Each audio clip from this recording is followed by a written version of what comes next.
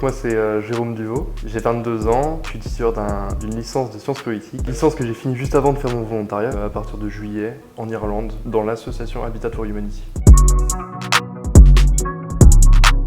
Ce qui m'a poussé à faire mon volontariat, c'est que je voulais apprendre la langue anglaise en rapport avec mes études, parce que je veux faire des études qui vont me faire voyager.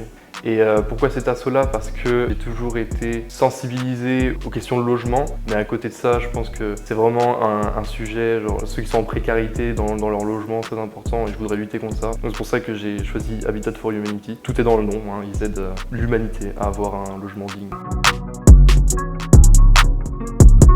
Alors les missions quotidiennement, c'était aider à ce que le magasin, parce que je travaillais dans un magasin de vente de meubles de seconde main, en gros. Les missions, c'était de faire en sorte que ce magasin-là marche. C'est-à-dire, on allait chercher les donations, de les mettre en vente, de mettre un prix dessus, potentiellement de les nettoyer, de les retaper un peu pour qu'ils soient, qu'ils attirent l'œil en fait, simplement, et que les gens achètent. Hein.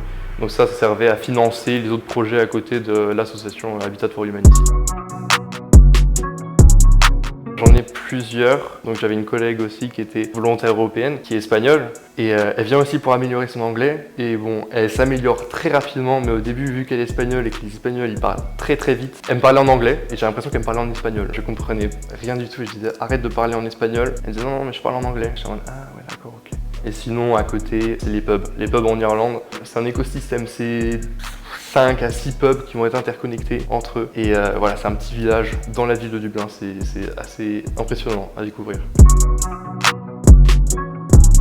Donc c'est vraiment irlandais, c'est what's the crack, c'est what's up, comment ça va. Et au début, crack, ça fait penser à la drogue quoi. Ils m'ont précisé directement, pas la drogue, et juste crack ça veut dire les histoires, quoi, les news quoi. Et bon, ils l'utilisent très souvent. J'ai plus confiance en moi parce que quand on va dans un pays où il y a une barrière de la langue et on veut s'améliorer justement dans cette langue en question, il y a toujours une barrière où on se dit ouais mais j'ai pas envie de parler, j'ai peur de faire des fautes, j'ai peur qu'on me juge, et on se rend compte qu'en fait les gens ils jugent pas, au contraire ils sont contents de voir que vous faites des efforts pour apprendre leur langue. Après ils vont être très contents de pouvoir vous aider à vous améliorer, et sans parler on s'améliore pas. Donc au final j'ai réussi à surmonter cette barrière, ce stress un petit peu de confiance en soi. Je leur dirais de se lancer. Je comprends au début, ça peut faire peur.